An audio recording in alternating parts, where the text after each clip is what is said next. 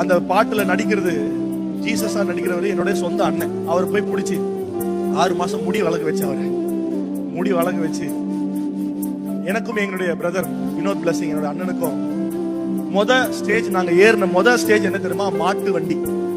மாட்டு வண்டியில 2 பேரும் நின்று ஸ்கிட் போடுவோம். அதான் எங்க டிபார்ட்மெண்ட் சர்ச்சில். மாட்டு வண்டியில ஏறி நின்று நான் குடிக்காரன், அவரு கொலை செய்யறவர், திருடுறவர், அந்த மாதிரி ஒரு கேரக்டர்.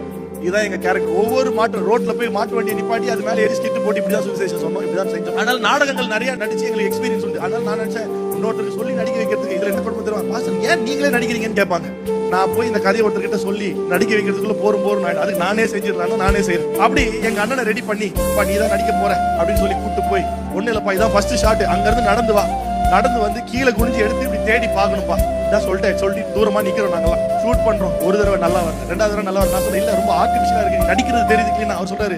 15 வருஷம் ஆயிடுச்சு மாட்டு வண்டியில நம்ம ஸ்கிட் போட்டு டச் விட்டு போயிருச்சு. ஏன்னா அவரும் ஒரு பாஸ்டர். நான் சொன்னேன் இல்ல வர வரைக்கும் நடிச்சுக்கிட்டே நடிக்கிறாரு, போறாரு. அப்புறம் சொல்லிட்டாரு, எப்பா இது என்னால முடியாது, நீ வேற யாரையாவது வச்சுக்க செஞ்சுக்க. நான் திரும்ப எங்க இன்னொருத்தர் பிடிச்சி 6 மாசம் முடி வளர்க்குறது. என்ன ஆனாலும் நம்ம ஷூட் பண்றோம். அவர் சொல்ல இல்ல முடியல, வர மாட்டேது, கேமரா தான் டைம் ஆகுது, வேஸ்டா போகுது, டைம் வேஸ்டா போகுது, ஆஃப் டே போயிருச்சு, ஒரு ஷாட் கூட எடுக்கல. இப்படி பேசிக்கிட்டே இருக்காங்க. தூரத்துல இருந்து 2 பேர் நடந்து வராங்க.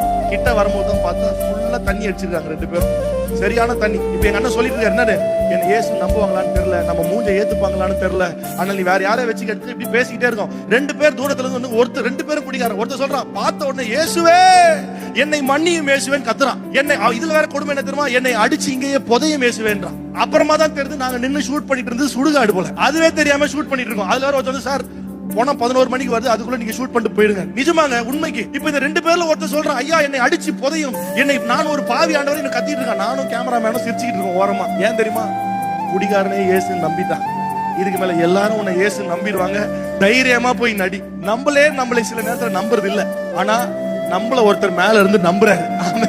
நம்மள நம்பி, நம்மை நேசித்து, நம்ம அன்பு வைத்து, நம்மை தகுதிப்படுத்தி, நம்மை ஆசீர்வதித்து உயர்த்துவதற்காக நம்மை தேடி வருகிறார். நம்ம இடத்துல எதையும் எதிர்பார்த்து அவர் வரவில்லை.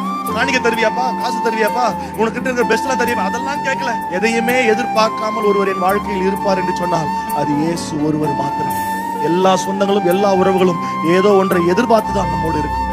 எதையும் எதிர்பார்க்காதவர் இயேசு ஒருவரே.